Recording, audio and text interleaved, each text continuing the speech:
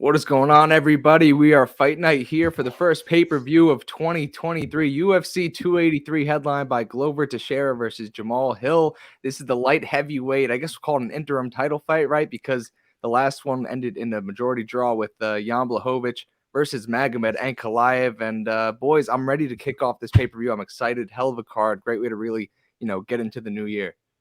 Man, UFC is back in Brazil. Super exciting. I believe the last event before COVID was in Brazil, and it hasn't been back since. So cannot wait to make it rain. We had a little, I would say a below average week last week, but ready to rebound and make things happen this week. Yeah, fire card, fire prelims actually too. But yeah, a couple spots here that I really like on this card. And last week was sort of up and down. We got a little we got hit with Imavov at the end. Strickland came up and he showed up and showed out. And we got something nice this week, and excited to be breaking down with this as always with you guys. Yeah, and last week a lot of favorites hit, and hopefully some more dogs this week. I know we got exposure to one already as it is. But, we do have a special guest for this episode, Andrew Gombas, Bets and Picks MMA on Twitter, also host of Magic and Andrew MMA betting show on YouTube. We are delighted to have Andrew join us and break down these main card fights. So, Andrew, how you doing? Welcome to the show. What's up, guys? Thanks for having me. Looking forward to breaking down the first pay-per-view card of 2023. Appreciate you taking the time, Andrew. You've kind of, and a few others that we've had on the show have kind of paved the way for MMA content, and you guys have been much more established than we are. But with that coming is a lot of respect. So appreciate you hopping on, and looking forward to breaking down this card with you. Yeah, it's my pleasure. I appreciate the invite, and I'm definitely looking forward to digging into it. It should be a fun card. Oh, yeah. Yeah. Speaking of fun, we might as well get into this first fight to lead off this main card here. It doesn't get any more fun than Paul Craig versus Johnny Walker. Johnny Walker currently minus 190. Comeback on Paul Craig plus 165. It kind of shocking to see Johnny Walker as this big of a favorite in the UFC after his recent downfall. Obviously got the big win over Iwan Kutalaba last time out. And if you guys don't remember, we actually had a King's Purse play on Johnny Walker there at the plus money. It was a great, buy low spot on Johnny Walker. And now, I'm kind of feeling a little bit of a sell high spot on him here. Tricky matchup, right? Because you have one guy that's going to come out swinging very chaotic in Johnny Walker. And then Paul Craig, he's the king of losing bets until he finds a way to win them. So always interesting to cap these guys. Just a little bit of info on them. Johnny Walker, 3-1 as a favorite in the UFC with a 19% ROI as a favorite. And then you got Paul Craig, 5-4 as an underdog, seemingly the underdog in every one of his fights with an ROI of 97%. Obviously, the big win over Magomed Ankalaev in the last second triangle choke was a plus 500 cash, which really boosted up those numbers. But I'm very interested to hear your guys' takes. And Andrew, as you are our special guest, we'll let you lead this one off. Yeah, I mean, how is this not the main event? There's no way that this fight isn't crazy. Obviously, we have Paul Craig, a submission specialist. He's probably one of the best fighters off of their back in the UFC. Usually when breaking down a fight, you give very little credence to like a guard submission, especially in the male divisions. But with Paul Craig, it's actually possible. That being said, he's gotten a little bit better as a striker, but his striking is still far behind Johnny Walker's. Johnny Walker should have a big power advantage. I also just think this fight's one of the most volatile possible, really. Like Johnny Walker always could get a knockout. He's very flashy on the feet. Paul Craig has crazy jiu-jitsu, but doesn't necessarily always have the wrestling to get the fights where he wants them to. This is a stay away for me. I'm picking Walker to get the knockout, but it wouldn't surprise me if Paul Craig catches him in something either. Yeah, no, tricky fight, man. I mean, you said it best, man. Paul Craig, he's a one-trick pony. He's a submission threat. That's all he does. And you would think that over the course of his UFC career that he would put a little bit more time into his striking and evolving that. But from what we've seen, I just haven't seen enough in that to really put confidence in a guy who is truly incompetent in the striking department in the UFC. A guy in Walker, 3 inches in height, 6 inches in reach. So clearly is going to be the lengthier guy. But the biggest issue I have with Walker, man, is that IQ. I mean, the way he fights sometimes, the way he's in a certain dominant position and simply gives it up too easy, it's just a big red flag for me. I do believe that Walker probably has the bigger upside just because, you know, he's there to bang. And a guy in Paul Craig, I believe he's been knocked out in the first round 3 times in his UFC career. So, you know, a guy in Walker who can, you know, shut your lights out at any point in time. It wouldn't surprise me with a Walker KO first round, or, you know, Paul Craig, you know, takes advantage of a dumb mistake on the Walker side and exposes that threat. So again, big fade all around. I just think, like you said, Gumba is it's just a very volatile fight. You know, a lot of different paths that can happen here, and just going to watch for what it is. Certainly should be an entertaining one. Yeah, I mean, it's, you know, you kind of hit the nail on the head, Andrew. It's one of those like super high variance spots. I guess the question for me that I ask myself when I'm breaking down this fight is like, does Johnny Walker have the kind of discipline that Volkan Ozdemir showed in his last fight? Because that's how you beat a guy like Craig, right? You just avoid the ground at all costs. And I don't know. I mean, to be honest, I mean, Johnny Walker, sometimes he looks really good, and sometimes he just does these kind of bonehead shit, throws wild stuff out there. You know, there's going to be a big crowd in Brazil. He's going to want to put on a show. So, you know, tough one to call. I mean, I would take a small flyer on Craig here for that home run, but like with no confidence. It's one of those things that you can, you know, I would not be surprised seeing, you know, Paul Craig get flatlined early. But yeah, I mean, I guess if you take Craig, you got to take him by submission, right? I mean, that's really the only path to victory I see. I mean, do I really think that he can win a 3-round decision over Walker? Doesn't seem to be that kind of grappler, right? He often pulls guard, very okay fighting off his back, which in the judges' scorecards, I mean, that's never a good idea. So yeah, I mean, I would maybe take a flyer on Paul Craig by submission here. But that's about it. It's a super high variance fight for me.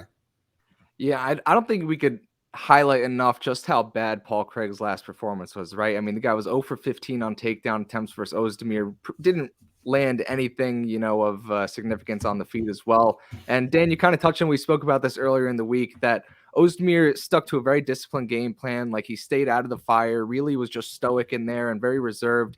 Didn't put himself out there, wouldn't even engage in any sort of ground game with Paul Craig.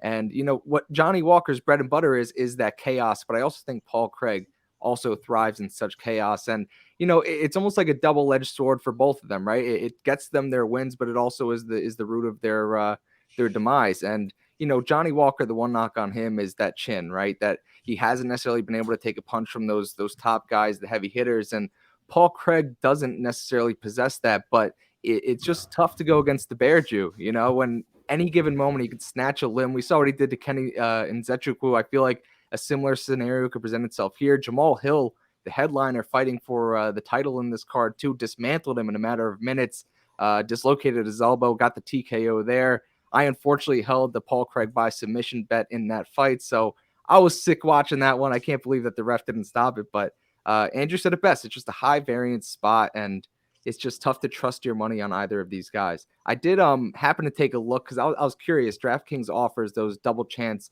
you know, on either side for the fighters. And I was looking, you know, maybe let's check out Paul Craig by sub, Johnny Walker by KO. The line was minus 450, so even that's unplayable. But this fight is just, it's going to be very, very fun. I wouldn't want to be holding a ticket on it though. What's the line that the UFC lets Johnny Walker leave with his fucking shoes? Put him out on the streets of Brazil after he doesn't follow the script or something, you know? Yeah, it's just going to be interesting. I mean, do you guys have anything else to add on this one? Yeah, you know, I was just going to say, like, could we potentially see a world where Johnny Walker's absolutely piecing up Craig for 3 rounds? You know, Walker is dumb enough to go into the ground and pound position from top guard and just gets caught a sub. Abso-freaking-lutely. You know what I mean? So, going to be an absolute banger to open up this main card, and certainly can't wait for it.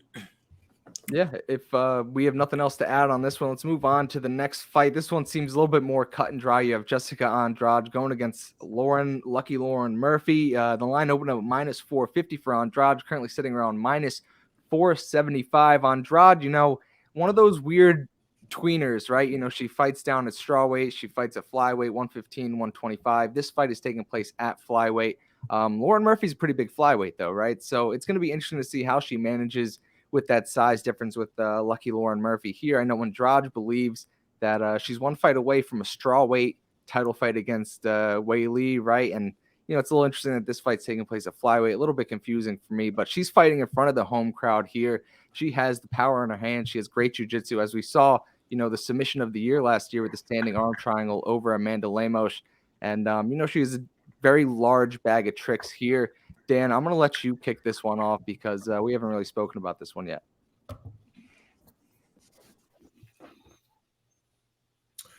I actually really like the over in this fight more than anything. I mean, it's tough to take Andrade personally. I just think at this price, it's I'm not really interested. But Murphy's pretty durable. I think she'll be able to take Andrade's shots. I think Murphy will be able to get off much offense.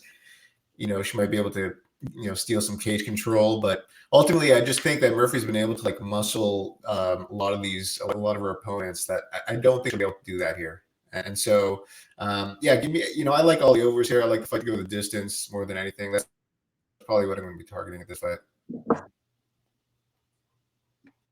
Dig it. Andrew, take it away. Yeah, I think Jessica Andrade gets it done here in front of her home crowd. I'm certainly not dying to lay -500 or whatever, but I am picking her to win. Murphy going to be 40 years old later in this year. I just don't think she has what it takes to stop Andrade's power. Andrade is going to come forward, walk her down. If you take a look at Jessica Andrade's resume, she's really only lost to the best. She's lost to Valentina Shevchenko, who's the current 125-pound champ. She lost she's 1-1 against Rose, which was a split decision, the one she lost. She lost to Zhang Weili. And then if you go back even further, she lost to Joanna back in 2017. I just don't think Lauren Murphy's on that caliber of fighter that can beat Andrade. I think this looks a little bit more like a Calvillo fight or a Chookagian fight where Andrade walks her down. Murphy's tough and she's hard to finish. I could see Andrade finishing, though. So Andrade is the pick. I think she gets it done in dominant fashion. Yeah. I mean, what is there to say about Jessica Andrade? I mean, she's got to be one of the most vicious women's that we've ever seen in the UFC. I mean, truly. She is 14-7 in the UFC, man. But Bate Azteca, the pile driver would be the translation from Brazil or from Portuguese, I should say. But look, man, I think Andrade is just way too high volume. It adds so much more of a versatile threat to finish the fight here in this spot. One thing that I noticed about Lauren Murphy is she really doesn't throw much to the body or to the legs, man. I mean, it's all to the head. And, a fighter like that who isn't really providing a little bit of versatility in the striking really isn't my cup of tea. But for one thing that it may be worth with Lauren Murphy, I believe she's had 14 or 15 fights in the UFC. She's only been finished once by Valentina. So I don't think that, Jessica Andrade by decision at plus money is a terrible look here. I don't typically like to take, decision props, but in this spot, certainly love it. One thing that I actually came across with this fight, just researching Andrade, is I didn't realize that she had submitted Larissa Pacheco, the PFL champion, in Pacheco's UFC debut when she was 20 years old. I thought that was kind of interesting. But, going to be a great one. I just think that Andrade just offers too much here. I don't see anything in Lauren Murphy. She's not really going to take this to the mat. I expect this to stand on the feet for the most part, unless Andrade decides to take this down. But certainly expect Andrade to get the job done. Mind you, her last 5 wins are by finish, but I like Andrade by decision here at plus 130. Yeah, and it's funny you bring up that Pacheco fight because I'm pretty sure that one took place at 115, and now Pacheco's fighting at 155 in the PFL. So just massive gain there for her. Yeah, man. I mean, just looking at Pacheco in that fight, it looks like a boy right before she hit puberty. I mean, it looks like a completely different individual. No tattoos. Nothing. I mean, it was just truly an interesting sight. But I expect Andrade to take care of business 30-27 for sure. You probably still had a high-pitched voice back then too, right? Oh my God, yeah. Yeah, I think she had nail polish on and she had her makeup. Now she's a man. So is what it is. You know me, I love Jessica Andrade. She's one of my favorite fighters in the female division in the UFC. It is worth to be noted that she did have to pull out of that fight against Manon Fiorot because she had a herniated disc, needed back surgery actually. And in any other situation, I'd put a lot of stock and weight into that fact there, but I just think she's levels better than Lauren Murphy. I think, obviously she's giving up a little bit of size here. As I mentioned, she's a natural strawweight fighting up at flyweight. Lauren, as I mentioned, a big flyweight. She has the reach advantage, height advantage. And, it really doesn't make a difference with Andrade's fight style because she wants to stalk you down, get within close, land those power shots, pile drive you, take to ground and pound you. And, Lauren Murphy, for what it's worth, she's good in the clinch. I think that's where she does her best work because she has those sharp elbows. She's freaking ripped too. I mean, just look at that picture of her. She's absolutely jacked. I just feel like this is just a great spot for Andrade to get back here in front of the home crowd. I agree with Andrew. I think this one's a finish. I wouldn't be surprised at a first round finish. It's just Andrade style, make quick work of it, and hopefully have a quick turnaround come March or April. Whoever's holding that belt there. But you guys are ready to move on here. We have another exciting wide Brazilian line here. Gilbert Burns taking on Neil Magny. Gilbert Burns minus 465.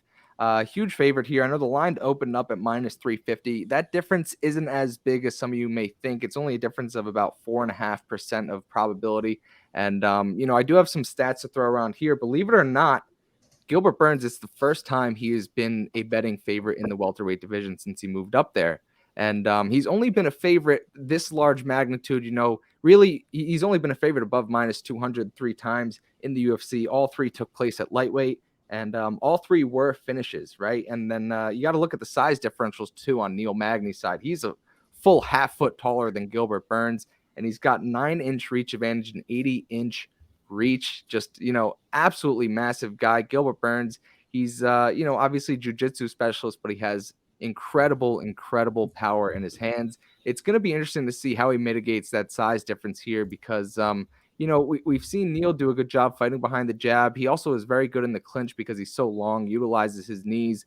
If there's one knock on Magny throughout his career, it's been that takedown defense. We saw it against Shavkat, but, obviously that Shavkat, he's a way bigger guy than Gilbert Burns, took him down, submitted him in the second round. He did his best job of surviving for as long as he did for about a round and a half there. I want to, sorry to go back to you first here, Dan, but I want to ask you, obviously being the jiu-jitsu specialist, how much does that length and that size difference, matter if this one goes to the ground? I mean, it just opens up like different submissions, but I mean, the argument is always, when things hit the ground, kind of size goes out the window. I mean, it's true to a certain extent, not so much in certain, at the same time, it kind of really depends. But that length is going to open up, it's going to make your arms and your legs a little bit more attractive, arm bars and leg locks. And that's not really Gilbert Burns' game. I mean, actually, he does have quite a few nice arm bar finishes, but I mean, I guess it really just depends on how you're choosing to attack from the ground personally. But I mean, with this fight, I'm just kind of breaking it down. And honestly, if you look at Magny, I think if you're like a numbers guy and you look at like ROI, I think he's something like 9-5 as an underdog, some ridiculous number. So he cashes quite a bit. But the other thing too is the guy has 9 losses on his records. 3 of them are by submission to Brazilians, which I found very interesting. So and again, high level guys, right? Sergio Moraes, Damian Maia, like Dos Anjos. These are tough, high level black belts. I kind of see this fight going a similar route. I think Gilbert's going to be able to take this fight to the ground. And I mean, from there, he should be able to have his way with him. I mean, Gilbert doesn't really have like any cardio issues, so I don't think the pace that Magny will put on him, which is honestly his biggest strength, I don't really see that being a factor here, especially in a 3-round fight. Gilbert can go hard for 3 rounds, like we know this. So I really like Gilbert Burns by submission here. It's you get that at plus 215 on Bet Online right now. I'll definitely have some exposure to that. I just I just don't really see any other way to bet this fight unless you want to take a shot at Neil Magny. They make this line on Burns a little bit unbettable, honestly.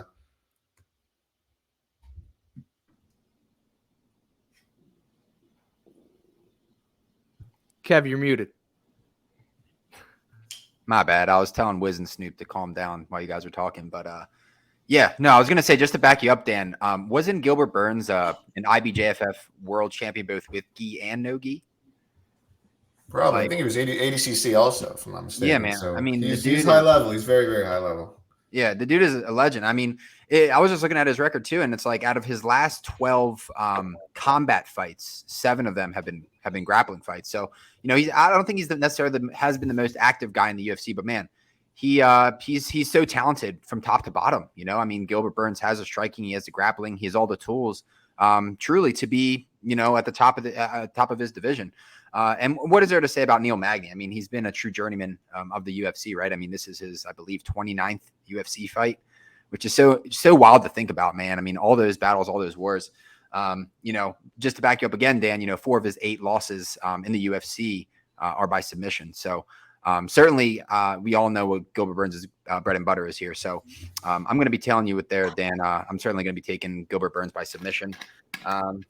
But should be an interesting one. I very rarely will take a fighter who's at a 9-inch reach disadvantage, just because statistically, right? I mean, if you got a 9 inches in reach, typically they're coming through 69, 70% of the time. So, but I think this is a little bit of a different situation. Gilbert Burns is just on a different level than Magny, and certainly expect Burns to find a finish here.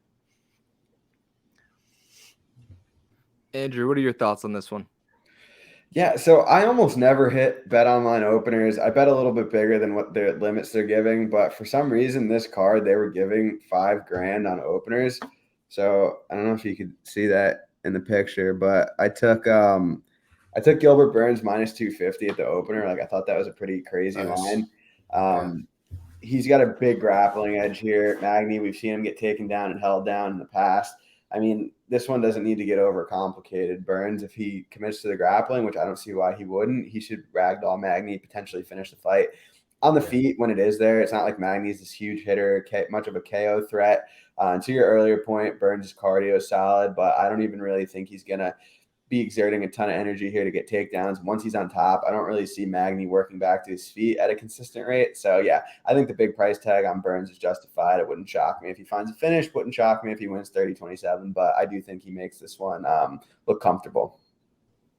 Yeah, and I also feel like Gilbert's due for a finish, right? It's been a little bit since we've seen one out of him, and he kind of played it safe against Wonder Boy, coming off that knockout loss to Kamaru Usman, and then obviously the last time out against Khamzat. I think if we're concerned about the size of Magny at all, you have to get a little bit of alleviation of that from him taking on Khamzat that last time out. I believe he was like plus 450 underdog. Certainly did not look at any given moment during that fight.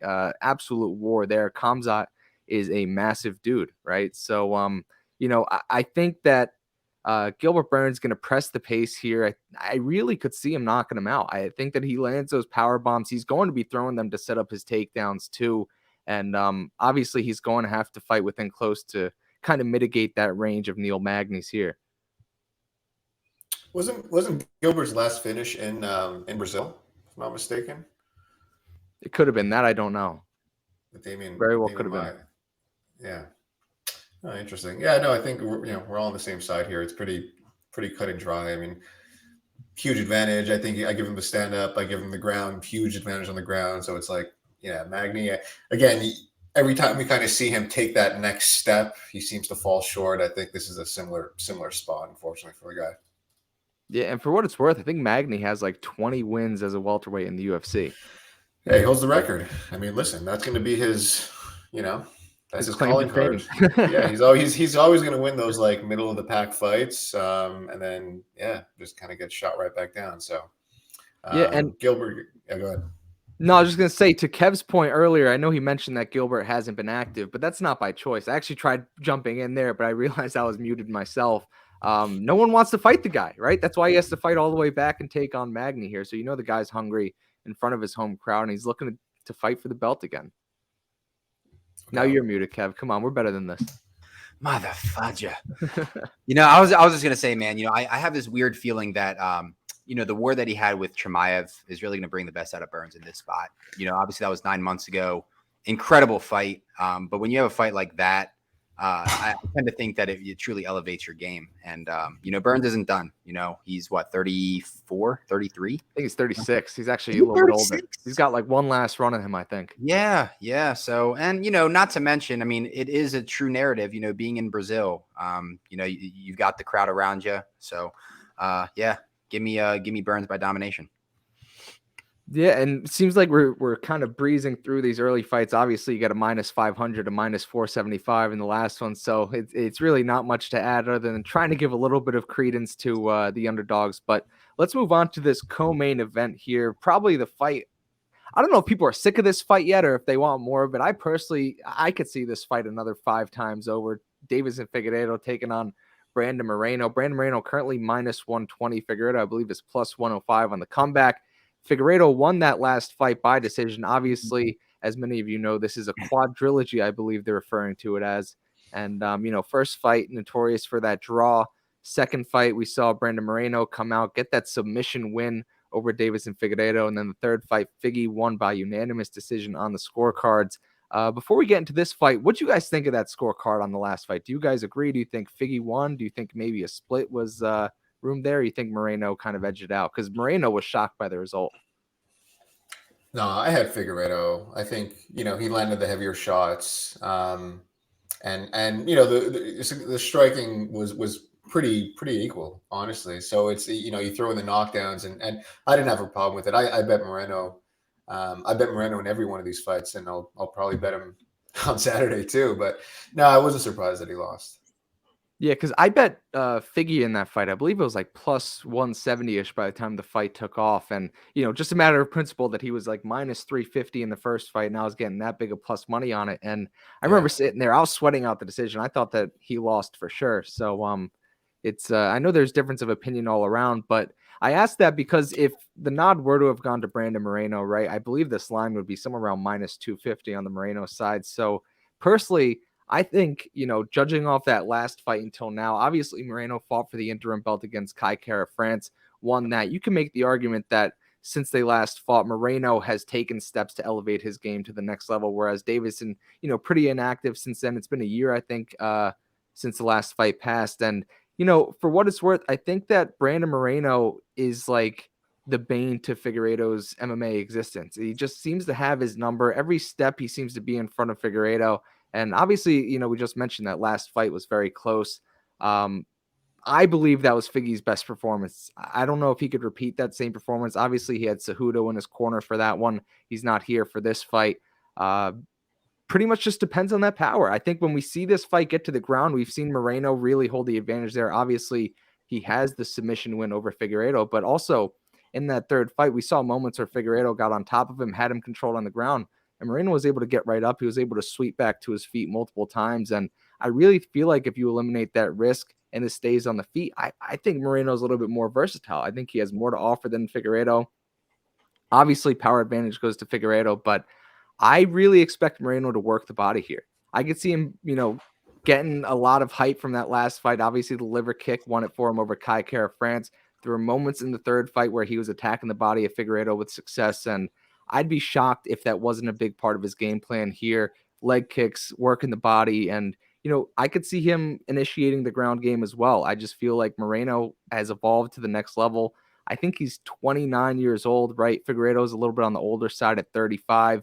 And I just really don't think Figgy could repeat that last performance. So at minus 120 here, getting a discount on the line from the last fight, and what was a close affair that's highly contested. Definitely not a robbery by any means, just a close fight. But I'm all over Moreno here. I'm going to take him at minus 120 personally. And it sucks because I missed the line on him. I think it was like minus 105, minus 110 before.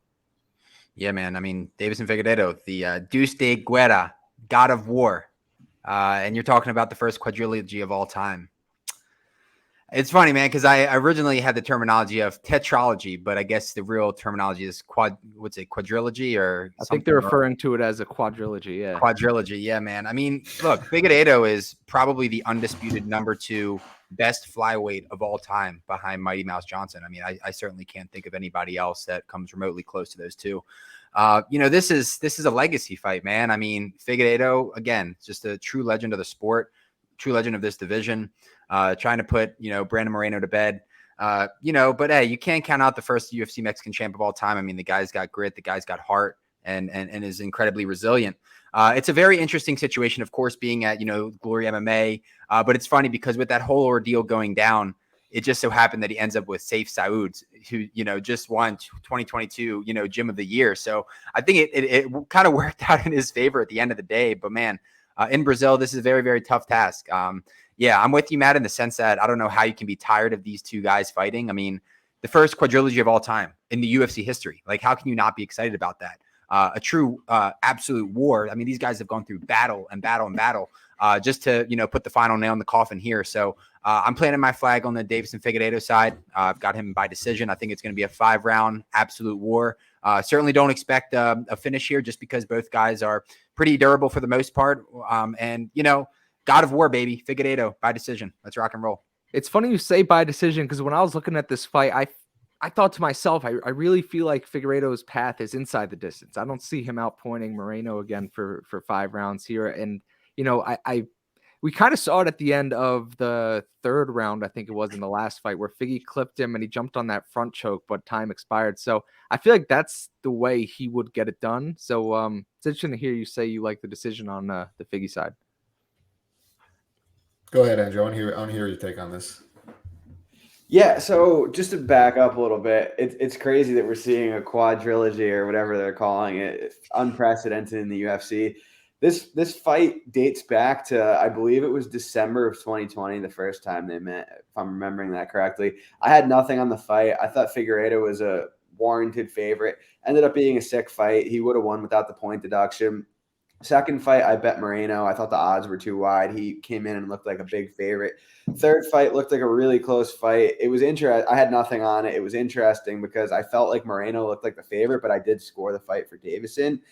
This time around, I'm leaning the Moreno side. He's 29. You got Figueiredo who, at 35 years old, making that tough cut to flyweight again. I think one of these days that chin's going to crack. He's making that cut again at 35 years old. He's been very open about it in the past that it's not an easy cut. Moreno's been the more active fighter. Moreno's outlanded him at distance in all 3 of their fights. He's had more control time in 2 of their 3 fights.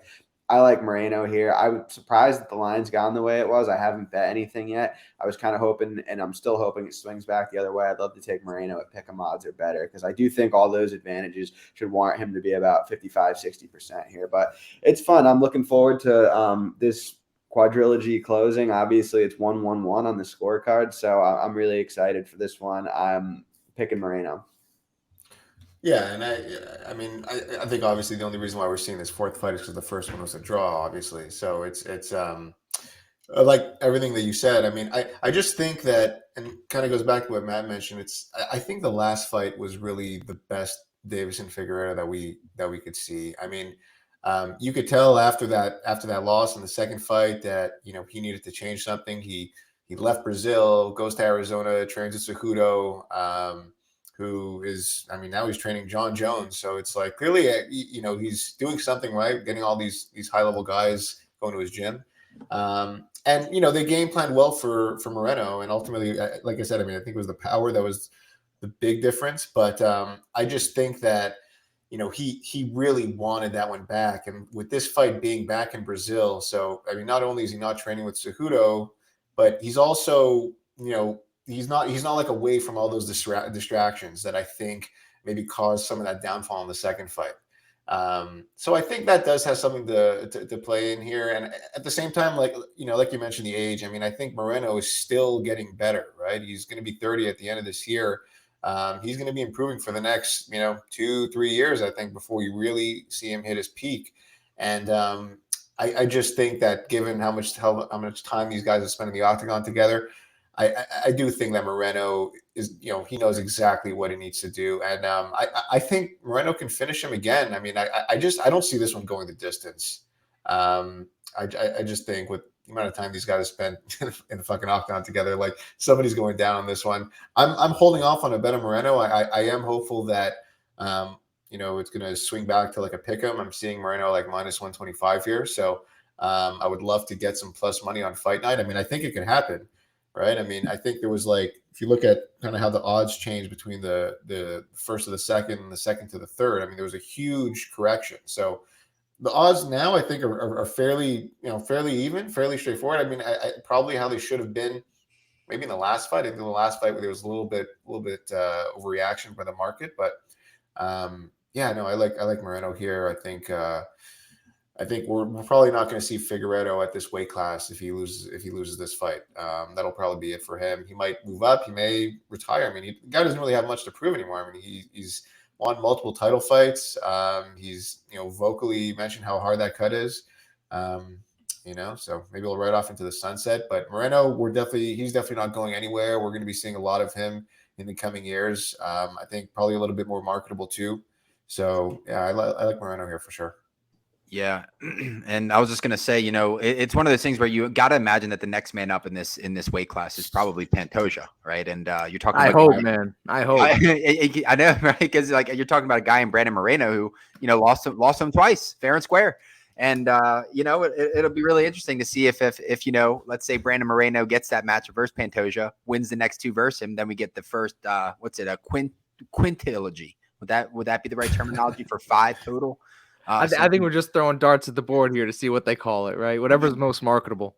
Right. So, but yeah, guys, should be an absolute awesome way to, put an end to this incredible rivalry in this division, and certainly going to be an absolute banger. So cannot wait for it.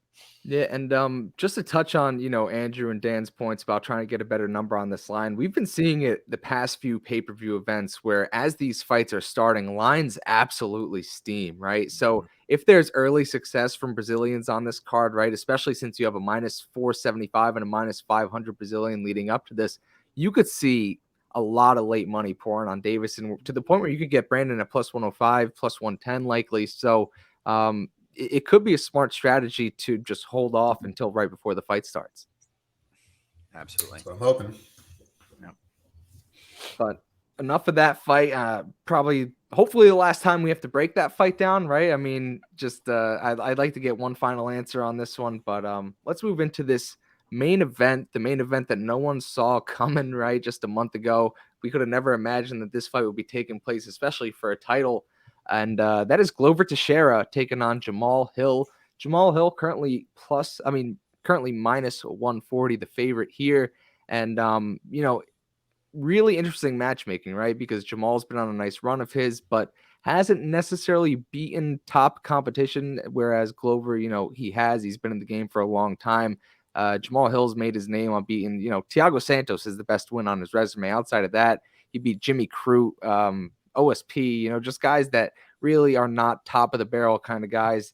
But one stat I do want to throw out there before we get into this one, and it's one that I'm, really leaning on because I was kind of stuck on this one, but there is a 12-year age difference here between Glover and Jamahal Hill, right? Glover's 43 years old, Jamahal Hill 31.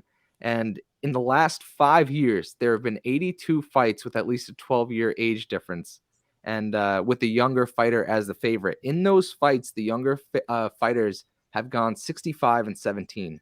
That is a 79% win average, and this current line is implying 58% probability on the Jamahal Hill side. Also have to factor in that Jamahal Hill is a southpaw. Southpaws historically are more profitable than orthodox fighters, winning at a 52% clip throughout the long run. So I have to throw those stats out there. And, in a fight that is so close and there's, really many ways that this one could go, I really have to lean on that. I mean, 79% is a very high clip with that big of a sample size.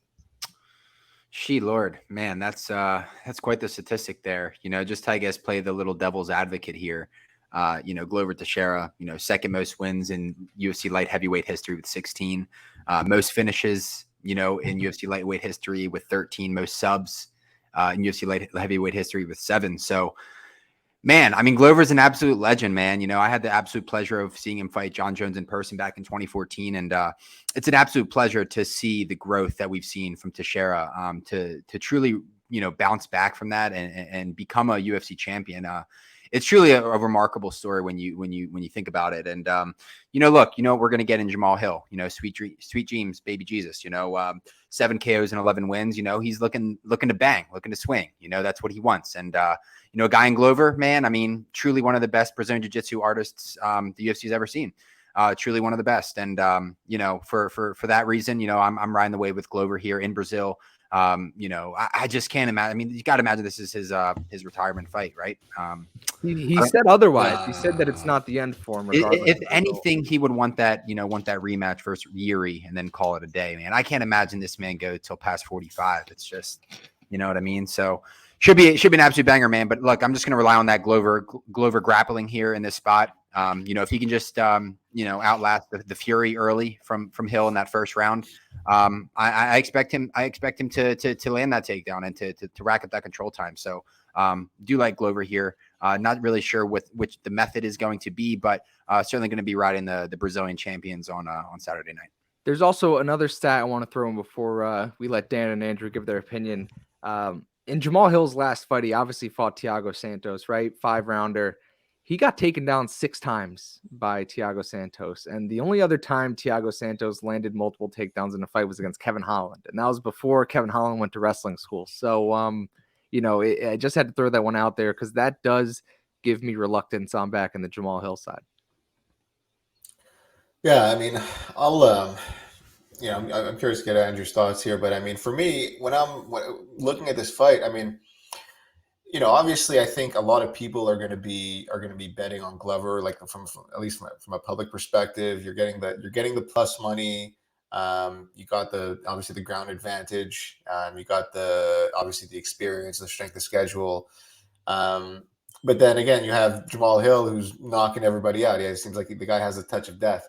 What I found super interesting, just looking at the kind of the last 5-6 fights of each guy. The last time Jamahal Hill fought in front of a crowd, he was balls deep in a triangle from Paul Craig.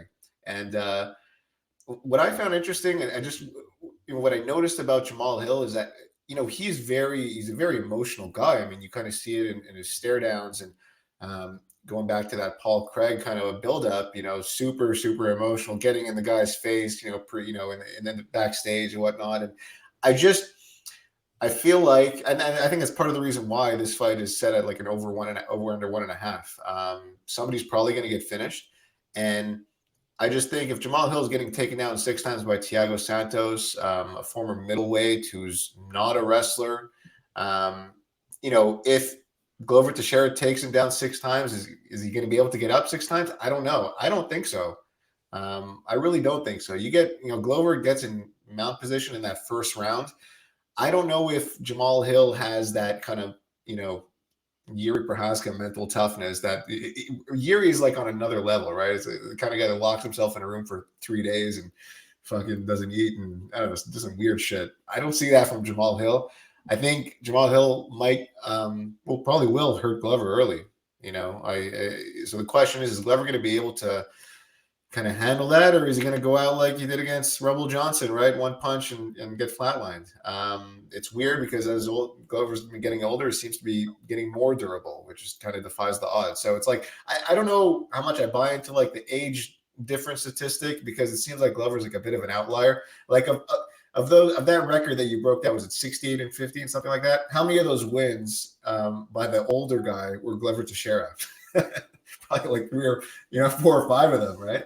So what's funny, Dan? I don't mean to cut you off, but a good majority of them were Guido Canetti. Guido Canetti, the OG. Yeah, man. Listen, it would not surprise me if Jamahal Hill just comes out and flatlines Glover, but I just thinking bigger picture in Brazil. I mean, I think Glover can, if this fight gets to the ground early, I do think he can finish Hill. Ground and pound submission. I mean, I don't see Hill having the kind of durability that Yuri does. Even though I have no reason to say that. It's just kind of the eye test. And again, I mean, you go back to seeing some of the struggles that Hill had early against Santos. Not really a good look. I mean, he finished the job, but I think again, Santos was a bit of a kind of a shell of what he used to be. So it is what it is. I mean, I'm riding with Glover. No bet yet, but I'll probably have some exposure to him on Saturday. But it's not going to be a confident one for sure. I think though, I don't see this going the distance though. So if I would take either side, you got to take the finish, in my opinion.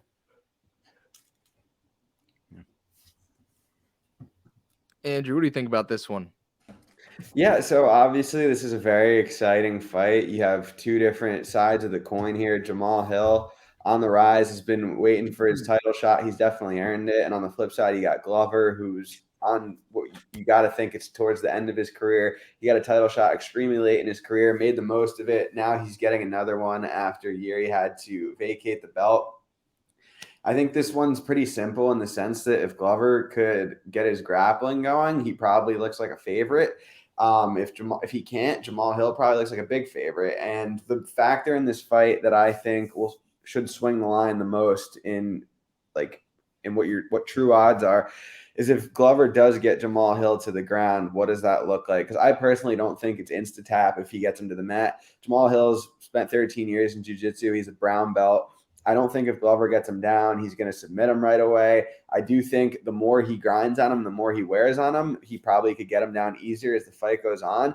But on the feet, Hill's going to be much faster. He's going to have the finishing upside, the power upside. He's the better striker.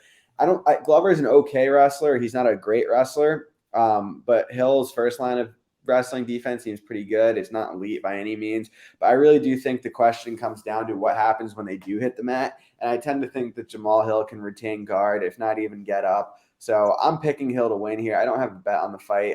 This is a contrarian take, but I don't think the over 1.5 is a bad look. Because like I said, I do think if Glover gets him down, it's not going to be insta-tap. And I do think on the feet, Glover might be a little bit more cautious because of the power coming back at him from Hill. And on the flip side, Hill might be a little bit more cautious because he doesn't want to get taken down by Glover. So it's a scary look. You're going to be holding your breath for 7.5 minutes. I don't mind the over, though. But the pick for me is Jamahal Hill and New. Yeah. You think the crowd will play a factor here? Like, Hill's last 3 fights been in the Apex, not first main event, but first, title fight in Brazil. I mean, do you think the emotions will kind of put him in check a little bit and be a little bit more hesitant? Is that kind of your logic for the over as well? It's really, in my opinion, it's really hard to predict that stuff. I try not to take it too much into account because you're pretty much just guessing. Like, unless you know him personally, which I don't, it's kind of hard to say. Some people rise up to that big moment. Some people kind of shy away from the big moment. If I had to say, I think Hill will be up for it. I think he'll be close to his normal self, but I tend to go with what I've seen on tape. And I do think Hill gets it done here. Yeah.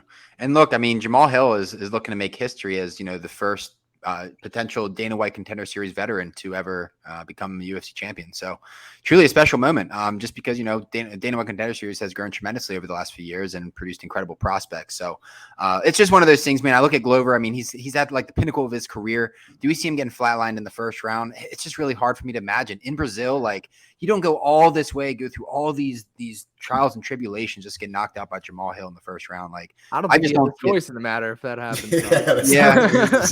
It's not like he's going in there wanting to get knocked out. No, I know, but just looking at from the bigger picture of things in hindsight, like, it's really hard for me to imagine a first round knockout here. And Andrew, you make a really good point about that over 1.5. I saw that this morning. I believe it's at -120 range. I mean, that's not a terrible look, man, because I mean, you're really relying, in my opinion, on a Jamahal Hill KO there. Like, Jamahal Hill is well equipped to defend a submission, and to counteract Dan's argument about him being tough, man. Even in that Paul Craig fight, even though he got his arm snapped, I mean, he was still putting up a fight in that scramble there. So I have no doubt that Jamahal Hill has a toughness. I think it's just if Glover can frustrate him, I think can get in Jamal's head and may not be landing at the the clip that we've seen. So it's just gonna be such a special moment for many reasons on this card, and we're gonna make it rain. Yeah, and just to touch back on that over 1.5, I believe we had a King's Purse play on the over 1.5 in Santos versus Hill last time out at plus money. And I'll never forget, with like 2:40 remaining on the clock in the second round, Herb Dean kind of separated them and like counted down like 6 or 7 seconds before letting them resume. And it helped us cash that over. So definitely not a bad look there, especially since, it's such a stylistic difference with the grappling upside of Glover and the striking upside of Jamahal Hill. They're definitely going to be weary of each other's offensive, strengths, and, it typically leads to an over. And, for what it's worth, Jamahal Hill gassed. I don't want to say gassed. He was definitely tired later on in that fight. So he might manage his output and his cardio a little bit better in this main event here, the 5-rounder. But definitely a great fight. I do want to mention that I believe most of those takedowns in the Thiago Santos fight came in the 3rd or 4th round. And it was pretty much rinse and repeat. It was, took him down. Jamal got right back up. They separated, took him down again, got him right back up. So take that for whatever it's worth. It seems like we're all pretty split here. And that usually leads for a good fight. Do you guys have anything else to add for this main card, for the main event here? Man, no, just such a pleasure, man. Andrew, again, thank you so much for coming on. Certainly, hopefully it won't be the last time. Maybe we'll bring you on for pay-per-view, middle later this year. And, best of luck to you with your bets this weekend and for the rest of 2023. Yeah, thanks, guys, for having me. I really appreciate it. This was a fun time. Of course, Andrew. And feel free, please plug your Twitter, your YouTube, anything you need to plug to our audience. Sure. My Twitter is at Bets and Picks MMA. My YouTube channel is Andrew Gombas Bets. So I do a show every Saturday morning at 10:30 called Sharpside Saturdays. I give my favorite MMA bet of the day. I bring on cappers from other sports to give out their favorite NFL, college basketball, NBA, all that good stuff. So Andrew Gombas Bets is the YouTube, Bets and Picks MMA is the Twitter. Just once more, thanks guys. Appreciate it. Best of luck Saturday, and we'll have to do it again sometime. Same to you, Andrew. And whatever you do, don't let Kevin on to give soccer picks on your Sharp Saturdays. If he ever asks, just deny the opportunity. I'll keep that in mind. No comment. But absolutely, Andrew, thank you for joining us, guys. UFC 283 in Rio de Janeiro this Saturday. Tune into the Twitter and Discord as always, guys. Thank you for joining in. Let's go.